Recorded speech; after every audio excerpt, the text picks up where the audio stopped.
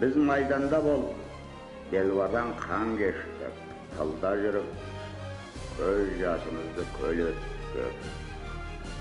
Gün tün demey еңбек etip, жеңіс үшін ter töktük.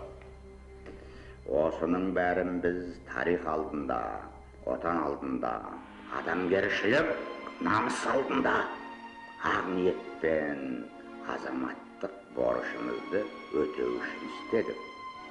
Сөйтіп, оны абыроймен ақтадық. Бұл жеңіс бізге арзанға түскен жоқ.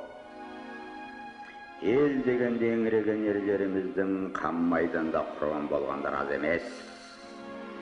Қол аяғын беріп, мүгедек болып қайтқан ерлеріміз де аз емес. Ұлы отан, туған елім, туған жерім, ұлы отан соғысының жалынына шарпылмаған біздің елде бірде бір семей жоқ.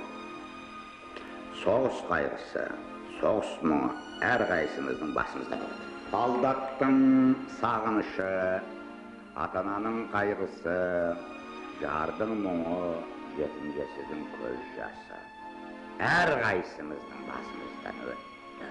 Мен өзім 40 жыл қырғында тірі қалған жандардың бірімін. Сол сұрапыл қырғын соғыста еліміздің талай саңлақ батырларының, ақылды ерлерінің қаза тапқанын мен өзім көзімменен қан майдан көрген. Имандар жолдас болсын.